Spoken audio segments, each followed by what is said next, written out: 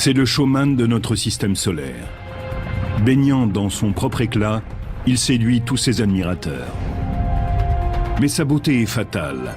C'est une énorme boule de gaz gelée, entourée d'anneaux de glace lancés à 65 000 km/h.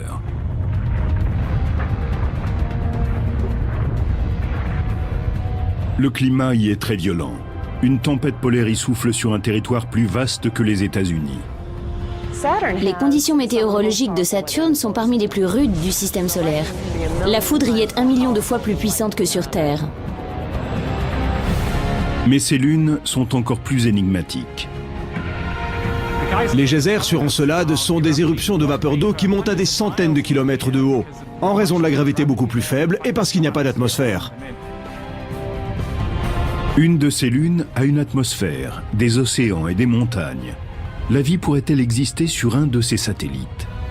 Saturne, le seigneur des anneaux.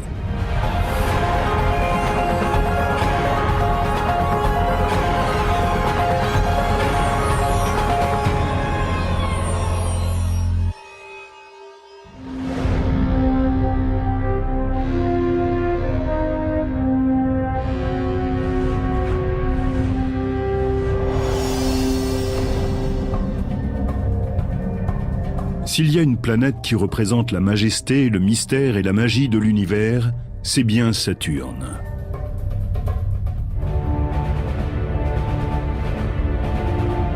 Elle ne laisse personne indifférent. Même les scientifiques sont éblouis par sa perfection cosmique.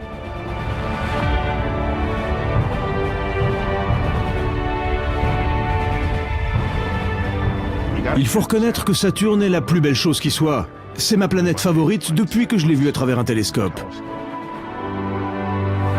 Alors qu'elle semble endormie et sereine, la 6e planète du Soleil ne l'est pas du tout.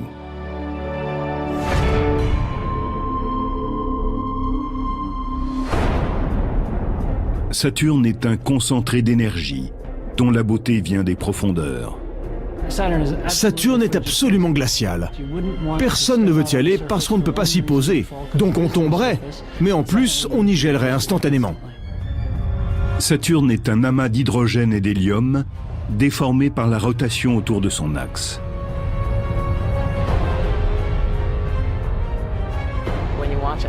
Quand un professionnel lance en l'air sa pizza, elle tourne sur elle-même et elle s'aplatit. On a quelque chose de similaire avec Saturne. Il tourne si rapidement sur lui-même qu'il s'écrase, en gardant une bosse au milieu. On appelle cette forme une ellipsoïde aplatie.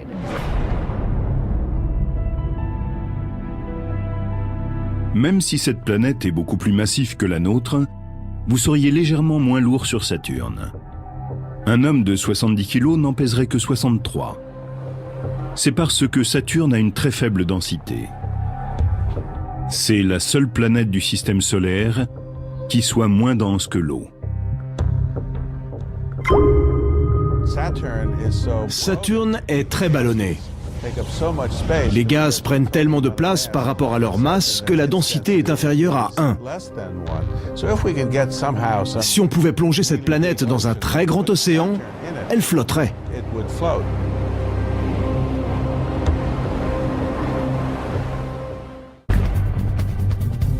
C'est la 2e plus grande planète de notre système solaire, un géant de gaz. Elle possède une masse d'hydrogène et d'hélium 750 fois plus grande que la Terre. Le jour y dure 10h,6. Il lui faut 29 ans et demi pour faire le tour du Soleil. Enfin, on lui connaît 48 lunes.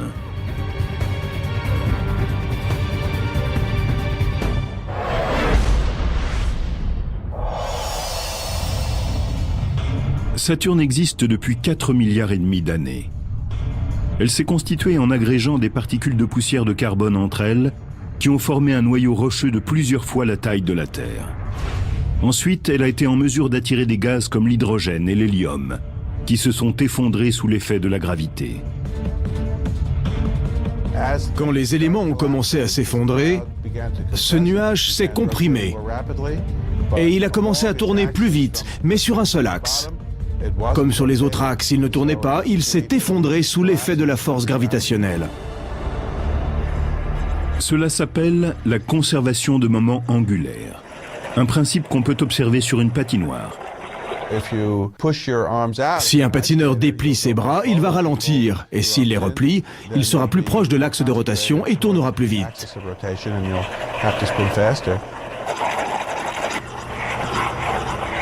C'est ce qui se passe pour une planète quand elle se condense. Saturne, pendant sa rotation, est sorti de ce disque qui s'est condensé. Ce sont ces anneaux majestueux et chatoyants qui ont fait de Saturne la planète emblématique de notre système solaire. Ils sont immenses et mesurent 278 000 km de diamètre, soit 21 fois celui de la Terre. Une fusée lancée à grande vitesse mettrait 2 jours pour aller d'un côté à l'autre de ces anneaux. Ils sont immenses. Et ils sont aussi extrêmement minces. Ils ne mesurent que 20 mètres d'épaisseur. De côté, ils disparaissent quasiment.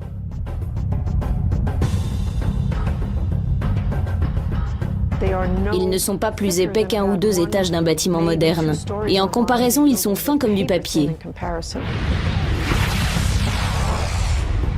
Ces anneaux semblent être des disques solides, mais ils sont en fait composés de milliards de débris spatiaux.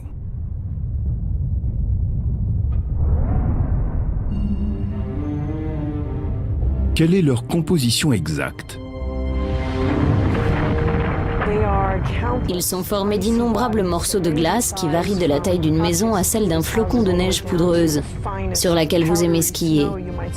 Ils sont faits d'eau gelée. Ce sont des particules qui ont été pulvérisées, qui se sont brisées les unes contre les autres, et donc qui se sont divisées en particules plus petites.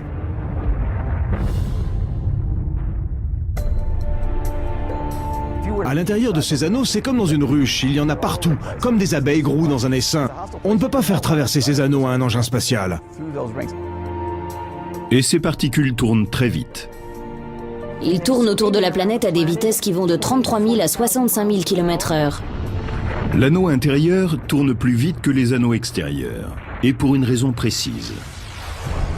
Selon la loi de Kepler, si vous êtes en orbite autour d'un objet, vous vous déplacerez vite en étant proche et plus lentement en vous en éloignant.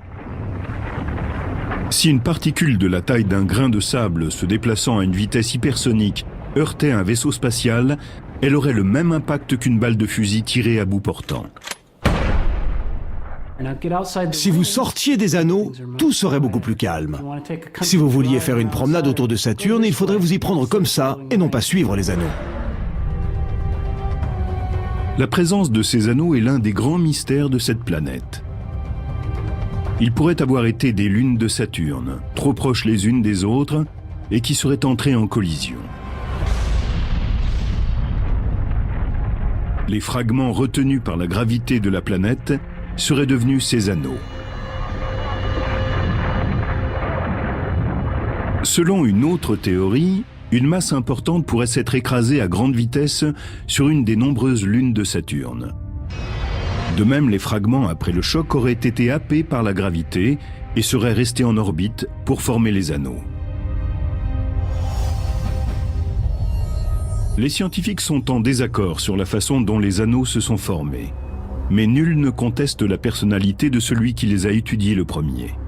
En 1610, Galilée, astronome florentin, a été le premier à rapporter l'existence des anneaux de Saturne. Il a vu ces petits éléments qui dépassaient sur les côtés sans savoir ce que c'était. Comme tout bon astronome, il tenait son journal et il a voulu décrire ce qu'il avait observé. Mais il n'avait pas les mots adéquats. Alors, au lieu de nommer sa découverte, voici ce qu'il a dessiné. Saturne est ici, au centre. Et là, il y a ces deux choses. Malheureusement, Galilée n'a jamais vraiment compris ce que c'était. Il a fallu attendre la venue d'un autre astronome. 45 ans plus tard, un médecin néerlandais, Christian Huygens, trouva la réponse. Il observe qu'il y a non pas un anneau, mais plusieurs anneaux géants. Aujourd'hui, on en recense 7. Il y a l'anneau A, l'anneau B et l'anneau C, ce sont les 3 principaux. Il y a un autre anneau à l'intérieur du C, on l'appelle l'anneau D. Quand Voyager est arrivé là-bas, il nous a montré l'anneau F dans toute sa splendeur. Puis vers l'extérieur des anneaux plus diffus, les E et G. Ils sont tous différents. L'anneau A est presque transparent. C'est pour cela que la lumière passe facilement à travers lui. L'anneau B est plus dense, il contient plus de matière. L'anneau C est encore plus transparent que le A. Et le D est à peine visible. Ces anneaux ne sont pas des objets homogènes. Il faut s'intéresser à toutes les particules qui constituent ces anneaux et à ce que chacune d'elles fait. Ils sont différents par leur couleur, par leur forme et par les ombres des autres anneaux.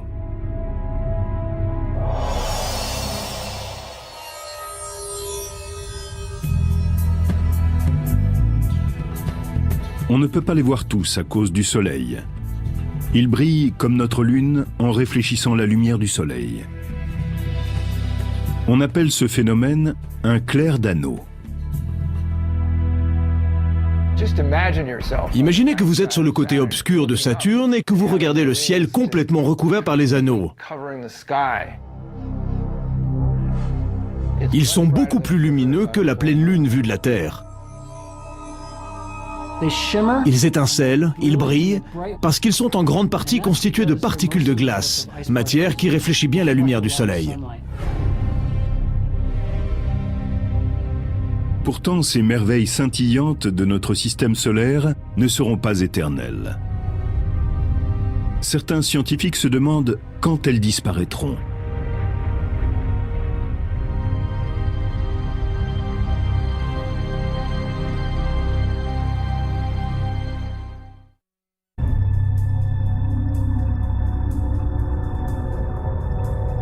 Malgré tout ce qu'ils savent sur les anneaux de Saturne, le mystère demeure. La date de leur apparition fait l'objet de nombreux débats. Certains spécialistes pensent que les anneaux se sont formés en même temps que Saturne, il y a 4,5 milliards d'années. Nous ne comprenons pas ce qui assure la cohésion de ces anneaux. Nous pouvons juste estimer qu'ils existeront encore que quelques centaines de millions d'années. Mais quelque chose cloche dans cette thèse.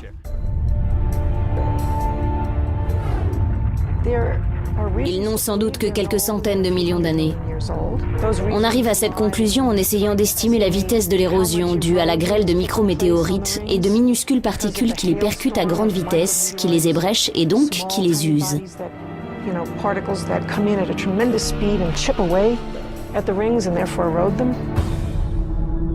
Neptune, Uranus et Jupiter possèdent également des anneaux, mais plus petits. Ceux de Saturne sont lumineux. Et pour de nombreux scientifiques, c'est parce qu'ils n'ont pas été longtemps exposés à l'érosion. Ils seraient relativement récents. L'érosion va-t-elle progressivement avoir raison des plus beaux atours de Saturne ?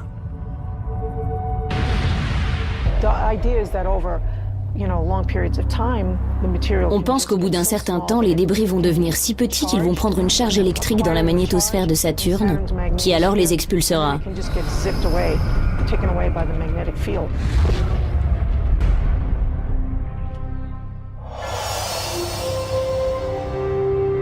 À moins qu'ils ne finissent par s'intégrer à Saturne. Selon ce scénario, ils disparaîtraient sous l'effet de l'érosion. Pour que les anneaux de Saturne perdurent, il faut qu'ils soient réapprovisionnés en matière. À l'heure actuelle, Saturne a de très grands anneaux, mais leur stock de matière doit être reconstitué. Paradoxalement, il faudrait une agression pour cela. Ils pourraient être réapprovisionnés par une comète qui viendrait s'écraser sur eux et dont ils prendraient la masse. Ce type de thèse est encore très discuté. La date de leur disparition est également le sujet de nombreux débats. Ce sera dans des centaines de millions d'années, peut-être des milliards, nous ne le savons pas. C'est actuellement l'objet d'un débat. Pour certains, les anneaux sont jeunes et ils vont mourir prématurément. Pour d'autres, ils sont vieux et ils vont exister très très longtemps.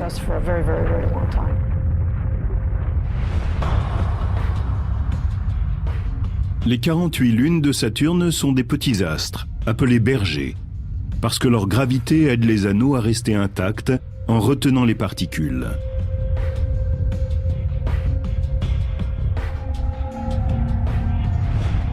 Les spécialistes de Saturne s'intéressent à la chorégraphie complexe entre ses lunes et ses anneaux. L'anneau F, très tordu, est particulièrement intrigant. Il y a 2 satellites bergers de part et d'autre de la planète, Prométhée et Pandore. Et ils ont des effets gravitationnels sur cet anneau. Ils les tirent dans des directions différentes. Cela lui donne un air irrégulier et anarchique. C'est un vrai casse-tête pour les spécialistes de la gravité. Ce qui se passe dans l'anneau F nous intéresse beaucoup, parce que cela montre l'interaction entre les lunes et les anneaux.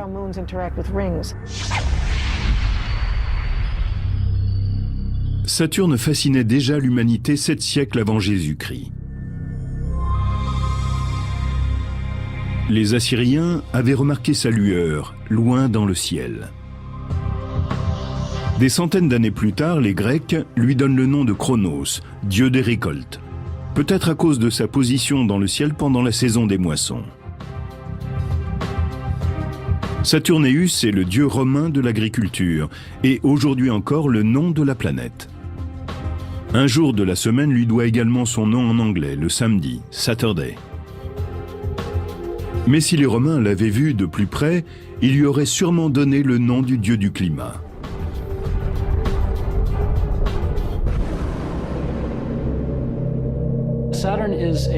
C'est un lieu sauvage en perpétuelle évolution.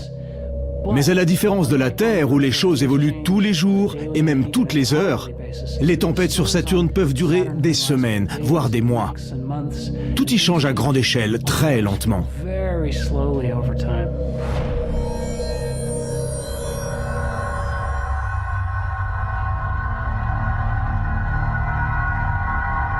La violence de l'activité sur Saturne a surpris les premiers observateurs.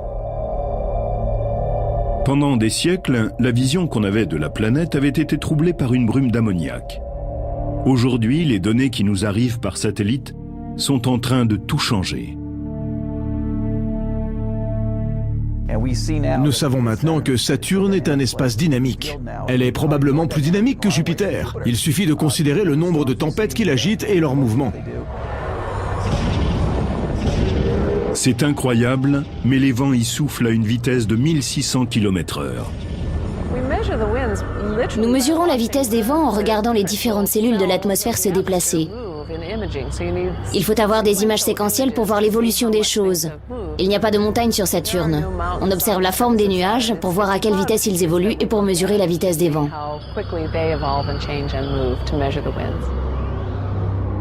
De récentes explorations ont montré l'existence d'autres phénomènes encore incompréhensibles.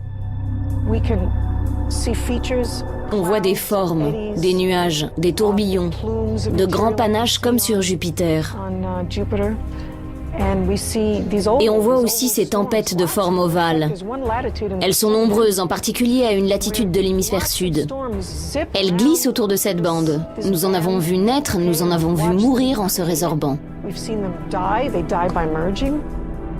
Des scientifiques ont surnommé cette région le boulevard des tempêtes, comme une région du Midwest américain aux conditions météorologiques violentes.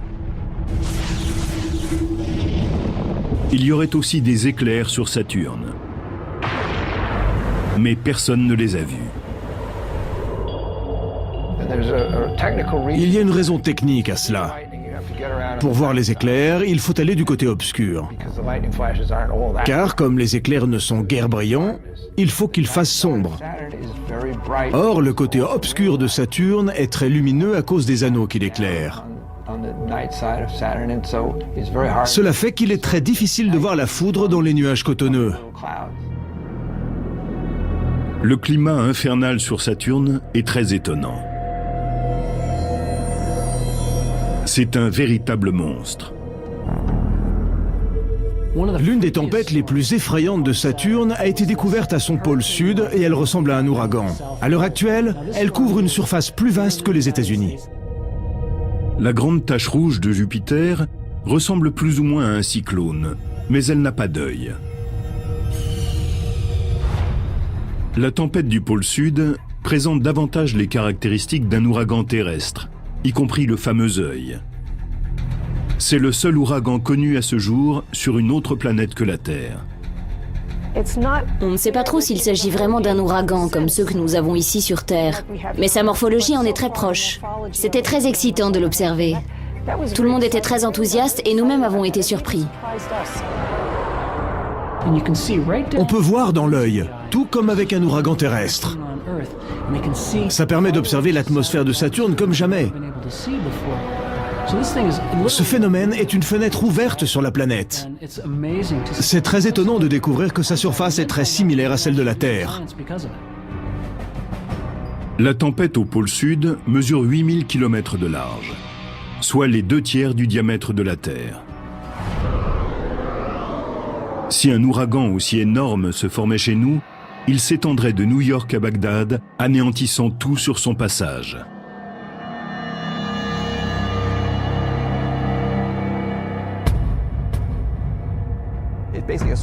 C'est un tourbillon d'air centré autour de son œil et entouré par un mur de vent.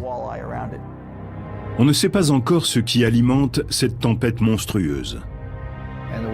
Les vents sont plus forts sur Saturne que sur Terre, ce qui est une énigme parce qu'elle reçoit peu d'énergie du Soleil et en produit peu. L'ouragan se situe vers le pôle sud de Saturne, au lieu d'être dans la région équatoriale comme sur Terre. Début 2007, l'imagerie moderne a permis de révéler un aspect de Saturne qui a étonné les spécialistes. On la voit très bien maintenant. Elle est immense, fascinante. Elle est unique dans l'univers.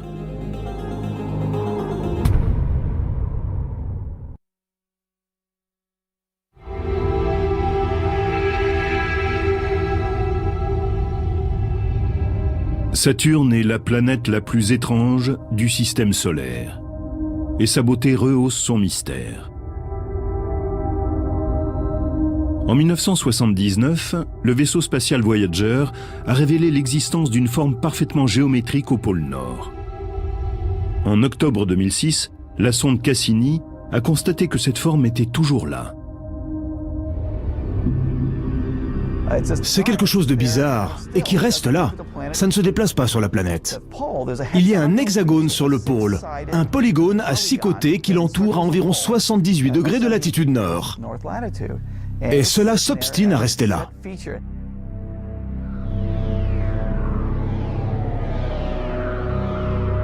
Cet hexagone ressemble au vortex polaire de la Terre, constitué de vents qui soufflent autour du pôle.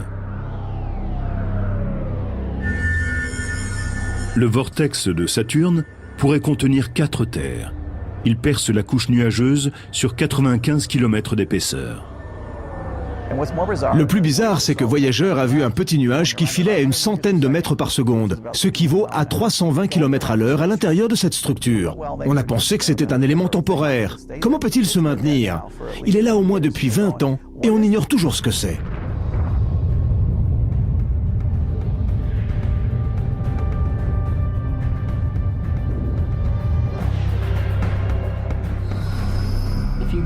Pour y aller, il faudrait pénétrer ces nuages épais. Et plus on descendrait, plus la pression serait intense jusqu'au moment où on imploserait. On ne pourrait pas aller plus loin avec un engin spatial.